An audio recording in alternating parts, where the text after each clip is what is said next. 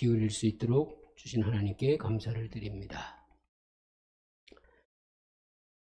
우리 먼저 하나님의 말씀 시편 118편 89절을 함께 보겠습니다. 시편 118편 89절입니다.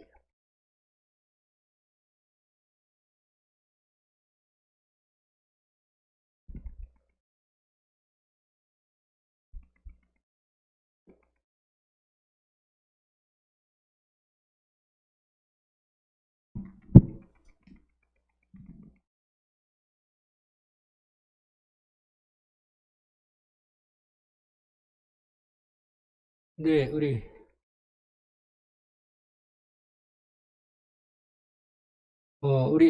119장 89절 보겠습니다.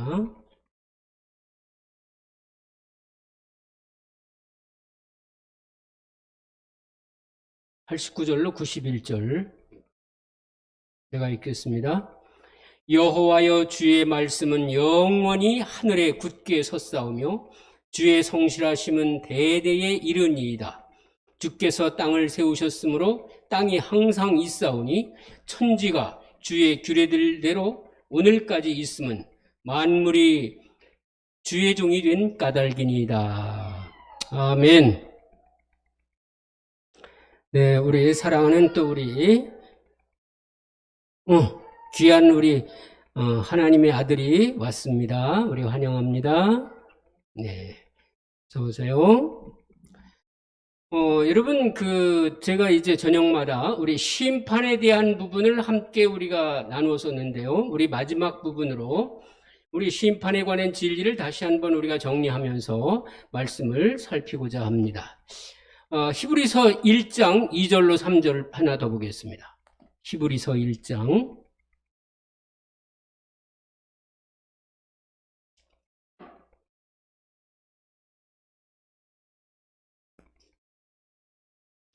1장 2절과 3절입니다. 제가 읽겠습니다.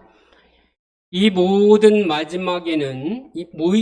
날 마지막에는 아들을 통하여 우리에게 말씀하셨으니 이 아들을 만유의 상속자로 세우시고 또 그로 말미암아 모든 세계를 지으셨느니라.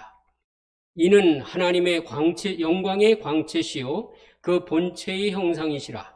그의 능력의 말씀으로 만물을 붙드시며 죄를 정결케 하는 이 일을 하시고 높은 곳에 계신 지극히 크신 이의 우편에 앉으셨느니라.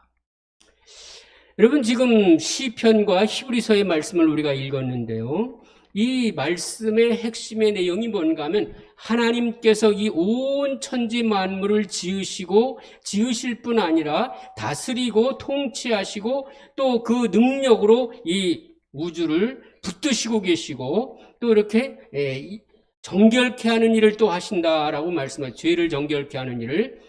여러분, 죄를 정결케 하는 일을 우리는 신학적인 용어로 우리 속죄라는 말을 하지만 그 모든 그 속죄에 대한 그 모든 하나님의 입장에서는 올바른 죄에 대한 판단을 내리시는 심판의 국면에 있으심을, 그래서 그가 보좌에 앉으셔서 심판하시는 하나님이시요 또 우주의 통치자로서 왕으로서 이 땅을 다스리는 하나님이심을 여기 나타내고 있습니다.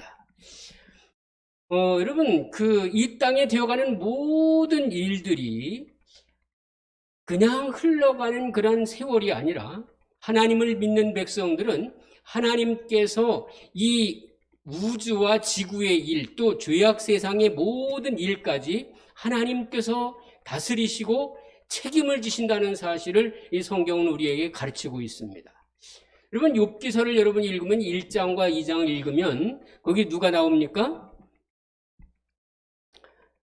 하나님의 아들들이 하나님의 앞에 와서 섰는데 라고 이렇게 하는 말씀이 있어요. 근데 거기에 누구도 섰더라 그랬어요? 사단도 와서 거기에 섰더라고 말씀했습니다.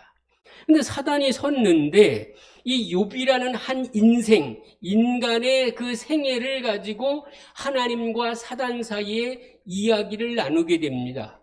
근데 그때 욥은 그 하나님의 존재나 사단의 존재가 이야기를 나누는지조차 뭐 하지 못해요. 상상도 하지 못하는 그러한 영역에 속하지만, 근데 사단과 하나님 사이의 이야기 속에 한 인생에 대한 그 통치와 주관하는 주인이 누구인지를 나타내 보이십니다. 그래서 사탄은 욥을 가지고 그가 까닭없이 하나님을 섬기겠습니까?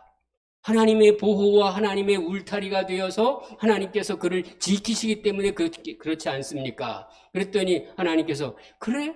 그러면 어떻게 할래? 그러니까 하나님께서 그것을 다 치워보십시오.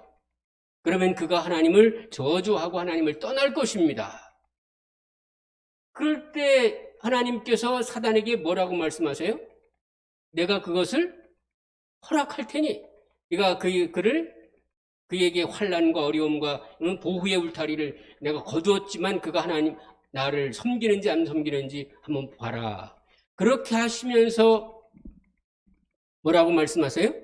그의 뭐에는 손대지 말라 그랬어요. 첫 번째, 몸에는 손대지 말라 그랬어요. 그러니까 환경에 모든 일어나는 일들이 다 일어나지만 절대 하나님께서는 여러분과 저의 몸을 사단에게 허락지 않으심을 믿게 되길 바랍니다. 그것이 하나님께서 통치하는 이 세계의 현상임을. 그래서 저는 이런 생각을 했습니다. 혹 욥의 같은 경우가 있을지는 모르지만 하나님께서는 하나님의 백성들을 그 몸도 생명은 물론이거니와 무엇도 이 몸도 질병에 노출되지 않도록 지키시는 하나님이심을 여기서 발견할 수 있습니다.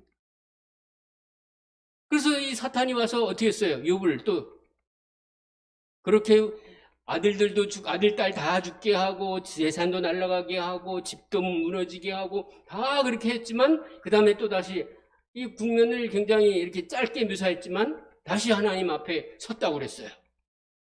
내 종 욥을 좀 네가 지켜봤느냐? 그랬더니 지켜보기만 했습니까? 그를 모두리 그냥 주변의 것을 다 싹 뺏어버렸는데 그때 하나님께서 질문하니까는 하나님 그의 그 어떤 울타리와 그것이 아니라 그의 몸에 아마 괴로움을 준다면 그를 정말 떠날 것입니다. 그랬을 때에 제가 이렇게 이 말씀을 보면서 아하, 우리 그리스도인이 돼가지고 몸에 괴로움이 생긴다. 정말 이유 없이. 이거는 하나님의 특별한 은총의 시간이라는 사실 여러분이 바라볼 수 있으면 좋겠어요. 이 계시의 말씀을 우리에게 주지 않았다면 몰라도 이 계시의 말씀을 읽고 깨닫고 아는 분들은 어떤 그런 어려움이 올 때에 오히려 하나님께서 나를 이 사탄의 영역 속에서 승리하게 하시는 길로 인도하시려고 허락하셨구나 라고 하신다면 여러분은 어떠한 어려움이든지 어떠한 고난이든지 여러분이 당당히 이겨낼 수 있음을 주님께서 보증하실 것입니다. 여러분 한 인생에 대한 이야기 그 욥의 생명에 맨 처음엔 환경에 대고 그에 사는 모든 아마 경제적인 모든 부분들을 다 뺏어갔습니다. 정말 나는 무일푼이 됐구나 라고 할 정도로.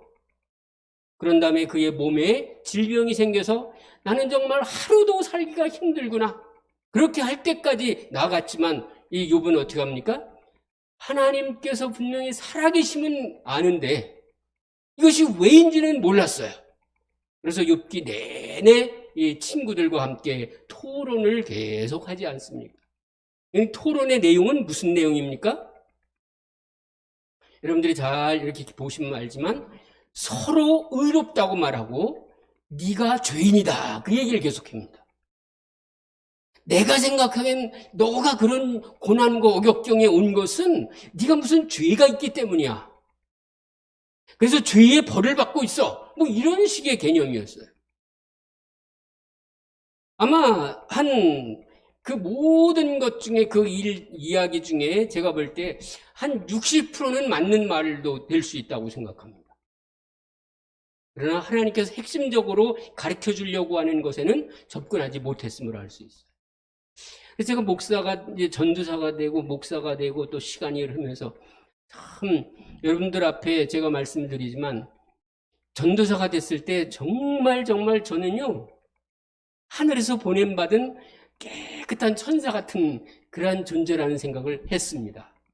그래가지고 뭐라고 합니까? 아, 여러 교우님들 정말 정결하게 사십시오. 의롭게 사십시오. 지만 의롭고 교인들은 하나도 안 의로운 것처럼 계속 그렇게 한단 말씀입니다. 내 세월이 지나고 점점 지나 보니까 목사의 생활을 계속해도 제 마음속에 이렇게 계속 일어나는 것은 죄의 어떤 뿌리들이 계속 나를 감싸고 있는 것을 제가 부정할 수 없습니다. 감싸고 있는 것뿐이 아니라 내 속에 있는 생각조차 죄를 이렇게 떨쳐버리고 내가 당당하게 하나님의 의로움만으로 살았다고 말할 수 있는 그런 시간들이 별로 없어요. 시간만 나면 무슨 생각이 들어요? 죄에 대한 그런 유혹들이 이렇게 올라와서 욕심과 이기적인 것과 내 편함과 남을 무시하는 그런 일들이 일어나는 것을 보게 됩니다.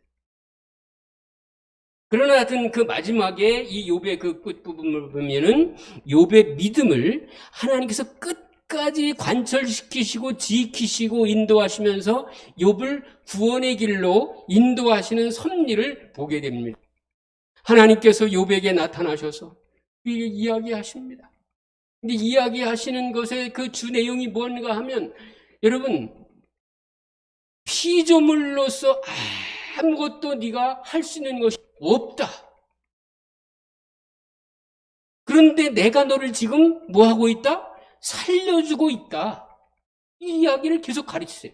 그래서 살려줄 뿐 아니라 내가 죄 덩어리고 일찍 죽을 뻔한 존재이지만 죽지 아니하고 하나님께서 살려주시고 계시다는 사실을 계속 이야기를 하게 되자 이 욥이 나중에 뭐랬어요? 자기 자신의 모든 것이 다 죄인 줄을 깨달아 앓은 후에 주님께 회개의 기도를 드리고 주여 내가 모든 한 그 일들이 그저 죄된 것밖에 없었습니다라는 고백을 하면서 주님 앞에 회개하고 그 친구들 위해서 기도하고 그렇게 될 때에 하나님께서 모든 것들을 다 어떻게 해요? 회복시키시는. 오늘 제가 심판에 대한 이야기를 하는데 왜 욥에 대한 이야기를 하느냐라고 말씀하실지 모르지만 욥의 생애 속에 하나님께서 역사하시고 하나님께서 지키시고 인도하시는 모든 것이 억울하게 시작된 우리의 인생에 대하여 하나님께서 올바른 판단의 하나님, 심판의 하나님이라는 사실을 나타내고 있습니다. 사단에게 맡겨놓으면 우리에게 어떤 심판을 가져옵니까? 즉결 심판 내지는 그 죄에 대한 그 어떤 보응으로다 일어난 그런 일들에 대한 값을 계속 치르는 일을 하지만 하나님께서는 제가 전에도 말씀드렸지만 여러분과 제가 아직 이 생명이 붙어 있는 것은 제가 젊을 때는 제가 전도회 갔다가 사고 당했고 이렇게 죽지 않고 살아서 전도회를 이렇게 이렇게 머리가 터져서 피가 나는데도 전도회를 했을 때에 그때 이제 주변 사람들이 뭐라고 말하냐면 아유 목사님 참 하나님께서 지키셔서 목사님이 아직 하실 일이 많기 때문에 저는 그때 참 기분이 좋았어요. 하나님께서 나를 쓰려고 이렇게 살려놓으셨구나. 근데 점점 세월이 지나가면서 보니까 그 살려주신 것은 나를 하나님의 도구로 사용하시기 위함도 없잖아 있지만 더 중요한 것은 온전하게 준비되지 않아서 내가 그 시간에 죽으면 잃어버린 자가 될 거라는 말이에요. 그래서 연장하셨단 말이에요. 아멘입니까? 여러분과 나의 삶이 하루하루 연장되는 것은 여러분과 제가 잘 살아서가 아니라 하나님의 은혜가 내게 더 풍성히 임하기 때문임을 감사하면서 살아가시게 되기를 바랍니다. 우리 주님께서 욥에게 그것을 가르치시려고 욥기 전체를 다 기록하셨습니다. 욥에게뿐만 아니라 여러분과 저의 삶 속에 그러한 하나님의 사랑의 국면, 하나님의 옹호하시는 국면이 있다는 사실을 보여주시기 위해서 오늘도 우리가 살고 있다는 사실을 기억하시고 정말 하나님의 은총 속에 사랑하시며 용서하시며 이해하시며 격려하면서 살아가시는 우리 하나님의 자녀들 되시길 바랍니다. 이 심판의 국면을 보면은 심판이 언제 일어납니까? 우리 김용희 집사님, 심판 언제 있죠?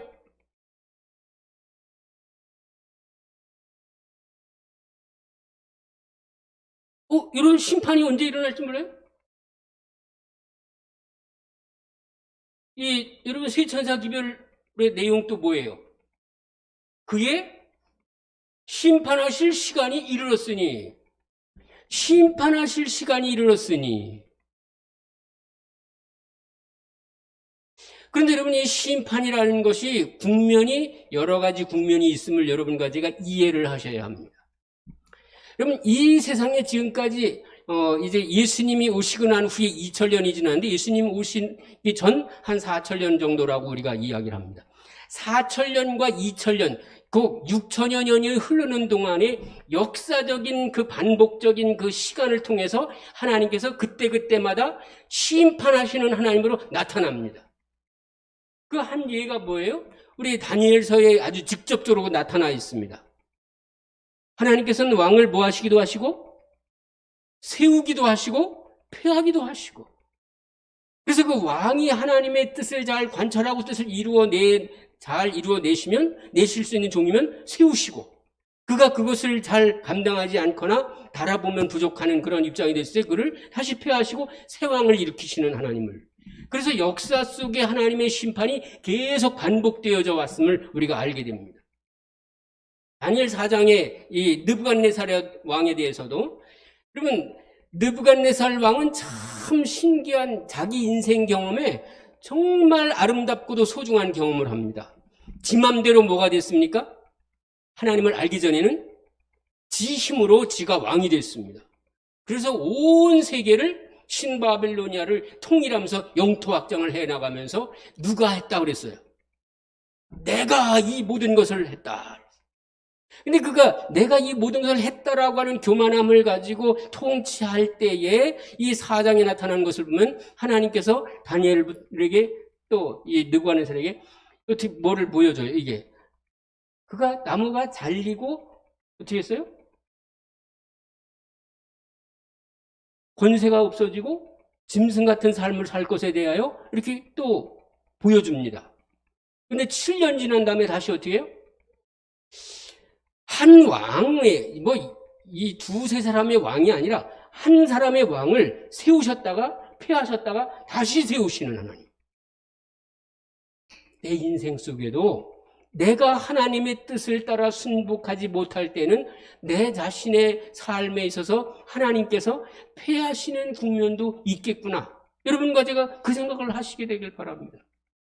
근데 폐한 문제가 아니라 폐한 후에 내가 다시 내 머리를 들어서 하늘을 우러러 바라보는 그러한 시점에 우리 주님은 우리를 다시 뭐 하신다는 말씀이에요? 다시 왕으로 세우시는 그러한 능력을 발휘하시는 하나님이심을 우리가 다니엘서를 통해서 보게 됩니다. 그런 경우가 성경엔 여러 군 나옵니다. 우리 소돔과 고모라 심판에 이런 것, 하나님께서 이 소돔과 고모라 성이 잘 되게 됐지만 거기서 하나님을 떠난 일들이 행해지자 그 소돔과 고모라를 멸망시킵니다. 근데 멸망시키는 그 기준에 대하여는 우리들이 아무 어떤 터치할 만한 영역이 없습니다. 그죠? 그런데 그와 비슷한 성이 또 하나 있었습니다. 무슨 성이죠? 네. 우리 참 김영희 집사님 아주 총기가 좋으셔. 니느웨 성도 이렇게 멸망시키리라고 이렇게 이야기를 했는데 어떻게 했어요? 멸망을 거두시는 모습을 볼 수 있어요. 그래서 하나님께서 말씀을 하셨지만 그 백성이 어떻게 사느냐에 따라서 그 백성에게 행할 일을 거두시는 하나님. 그런 하나님으로 우리는 이 구약에서 우리가 읽을 수 있고 볼 수 있어요. 그런가 하면 심판은 그런 과거적 사건에 있었지만 실은 정말 중요한 심판을 여러분과 제가 오늘 심판의 국면에서 계속 살아간다는 사실을 기억하시게 되길 바랍니다. 우리 계시록 14장에 심판이 이르렀음이니라고 하는 그 표현도 있고 그렇지만은 정말 큰 심판은 여러분 개개인에게 적용했을 때는 오늘 여러분과 제가 받는 심판이 정말 제일 중요한 심판입니다. 죽은 후의 심판은 내가 살아있을 때의 심판받은 것의 연장일 뿐이지 새롭게 바뀌는 것이 없습니다. 또 예수님이 이 땅에서 요한계시록 20장에서 온 우주의 모든 것들을 심판하시는 그 국면도 오늘 여러분과 제가 오늘 받은 심판에 대하여 따라 나오는 결과일 뿐이지 새로워지는 결과가 이루어진다는 것이 아니라는 사실을 기억하시길 바랍니다. 그래서 심판은 미래에 있을 이야기가 아니라 현재적인 국면임을 우리가 꼭 기억해야 할 것입니다. 성경은 계속 그 말씀을 우리에게 하시고 계십니다. 그래서 예수님은 이 땅에 태어나실 때에 예수님을 뭐라고 말씀했냐면은 그 흥하고 또 쇠하는 또 패하고 비방을 받는 표적이 되기 위하여 예수님을 세우셨다 그렇게 말했어요. 그러니까 한 사람이 흥하고 패하는 그것이 심판이라는 말로 커버될 수 있습니다. 한 사람의 심판을 위하여 주님께서 오셔서 그들을 올바른 심판의 국면이 이루어지도록 하나님께서 이 땅에 오셨다고 말했는데 그것이 요한복음 3장 17절 19절 한번 다 같이 읽어봅시다. 요한복음 3장 17절 19절 하나님이 다 함께 같이 읽어봅시다. 시작.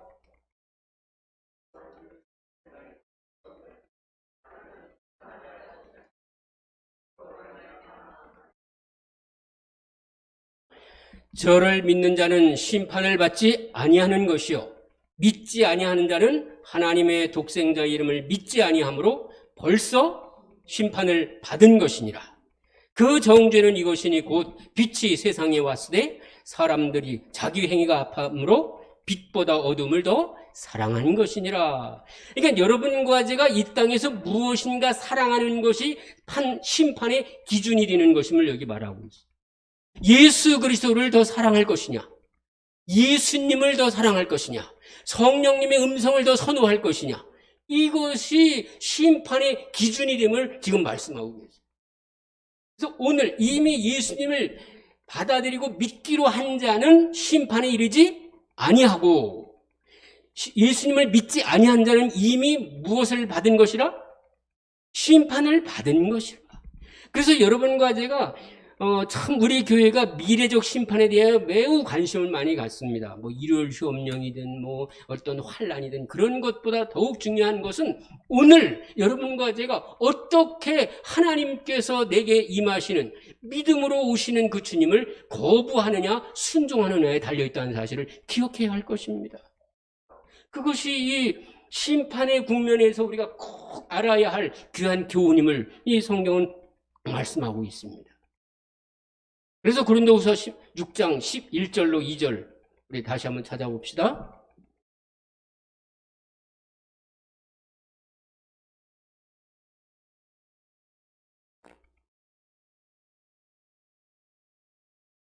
고린도후서 6장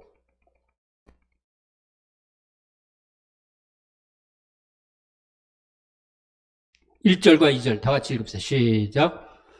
우리가 하나님과 함께 일하는 자로서 너희를 권하노니 하나님의 은혜를 헛되이 받지 말라. 이르시되 내가 은혜 베풀 때에 너에게 듣고 구원의 날에 너를 도왔다 하셨으니. 다 같이 읽읍시다. 시작. 예, 고린도후서.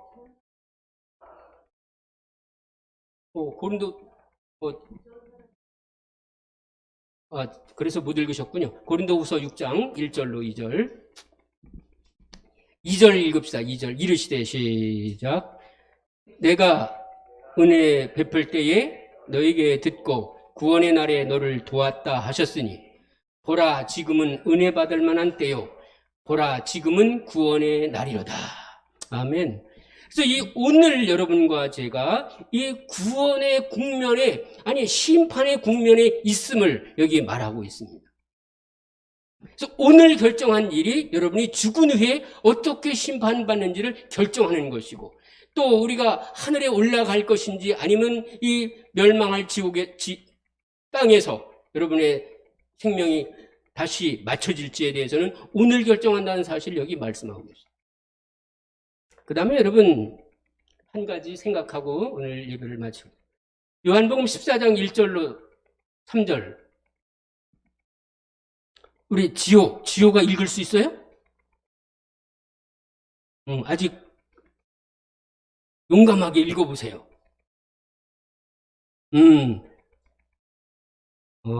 그래. 뭐 읽기 쑥스러우면 아빠가 한번 읽어보세요. 예, 1절로 3절.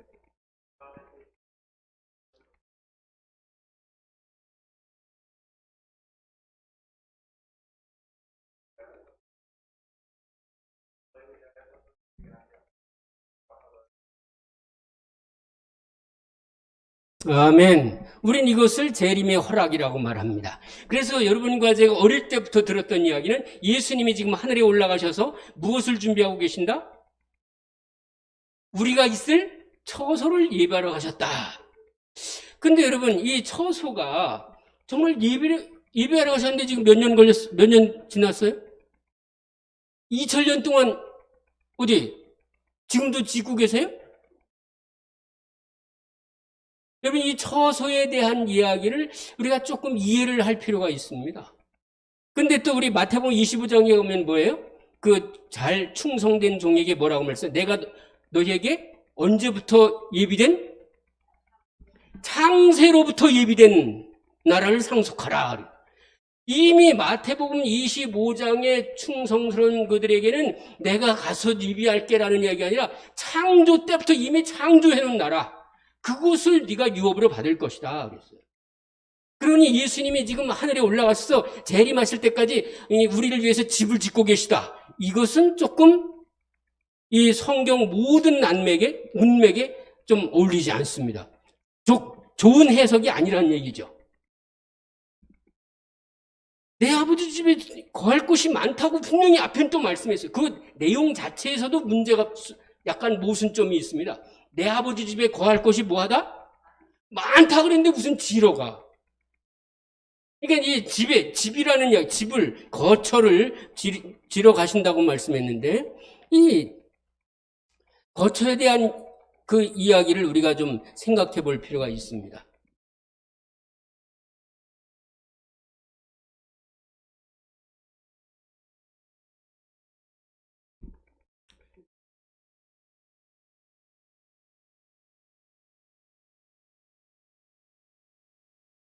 예, 누군가는 또 그렇게 설명을 또 막 했습니다. 근데 성경을 믿고 하나님이 창조주이시요 전능하신 하나님이라는 사실을 우리가 알 때에 그 설명은 적합하지 않게 되는 것인데.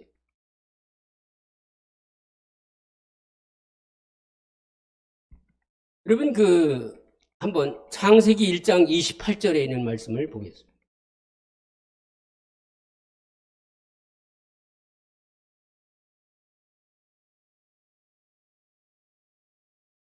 뭐라고 그랬어요? 거기에 우리 사람을 만드신 다음에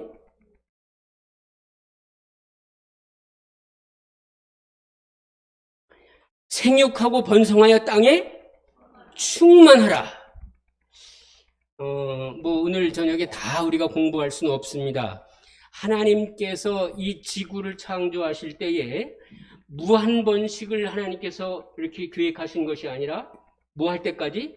충만할 때까지. 왜냐하면 충만한 자의 수가 차기까지 주님께서 기다리신다고 말했어요. 그죠?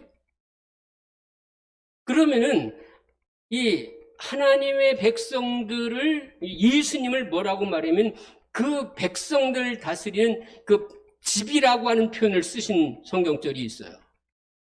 집을 다스리는 이 주님이라고. 예. 그리고 그 집은 곧 여러분과 제가 하나님의 뜻에 맞는 그 숫자의 차기까지 주님께서 다스리는 세계임을 보여주고 있습니다. 그래서 이 집을 마련한다라는 이야기는 하나님께서 계획하시는 수에 충만한 수가 차기까지 기다리시는 하나님의 심정이 재림을 기다리는 자의 마음과 합치되는 것임을 우리가 볼 수 있어요. 그래서 그 충만함의 숫자가 어떻게 되는지는 모르지만 어쨌든 요한복음 14장 1절로 3절에 있는 이 말씀은 이 예수님이 오시기 전 그 하나님의 백성들의 숫자가 충만히 찰기도록 하는 그것을 찾는지 안 찾는지를 우리가 판단하는 심판을 또 뭐라고 말하죠? 그걸 조사심판이라고 말합니다. 그러니까 하나님의 조사심판의 내용은 뭐냐면 내가 아까 현재적 심판에서 예수님을 믿었느냐 안 믿었느냐에 대하여 하나님께서 확인시키는 과정을 조사심판이라고 말했어요. 그래서 하나님의 나라에 넉넉히 들어오기에 합당한 백성들을 판단하고 하는 것을 우리가 조사심판인데, 조사심판은 힘들고 어려운 어떤 과정이 아니라 우리에게 복된 소식이라고 우리가 알고 있습니다. 그래서 그 조사심판이 마치면 이제 뭐가 일어나는 겁니까? 예수님이 재림하시는 거예요. 그래서 이 성경 전체의 맥락과 요한복음 14장 1절로 3절에 있는 말씀을 해보면 처소를 예비하는다라고 하는 것이 하나님의 백성의 숫자가 차기까지 기다리시는 하나님심을 우리가 볼 수 있어요. 그래서 그 핵심은 누군가 하면 하나님의 백성의 수가 차기까지라는 그 의미는 오늘 여러분과 제가 예수님을 어떻게 믿고 어떻게 섬기는지를 확실히 해야 된다는 사실입니다. 어정쩡하게 믿고 어정쩡하게 하나님을 기다리는 것이 아니라는 말씀입니다. 그래서 오늘 100% 하나님 안에 이렇게 살 수 있도록 하나님께서 우리를 부르시고 계시는데, 이 부르심이 오늘 은혜 받을 만한 때요 구원의 날이로다 하신 그 말씀대로 우리가 살아가야 할 것입니다. 여기 마태복음 16장 27절에 보면은 인자가 아버지의 영광으로 그 천사들과 함께 오리니 그때에 각 사람이 뭐 한 대로 갚으리라? 행한 대로. 여러분 이 말씀을 그 다음에 계시록 22장 12절에는 뭐라고 그랬어요? 보라 내가 속히 오리니 내가 줄 상이 내게 있어 각 사람에게 그의 뭐 한 대로 일한 대로. 여러분 행한 대로도 뭐예요? 일하느냐고 행하는 것입니다. 일이나 행한 이 모든 것들이, 그럼 어떤 일을 우리가 행해야 합니까? 무슨 일? 여러분 이 세상에서 어떤 일이 최고 중요한 일입니까? 네? 우리 장로님 부부가 제일 앞에 앉으셨기 때문에 자꾸 제가 질문 드리는데, 어떤 일이 최고 중요한 일입니까? 우리 김석철 장로님.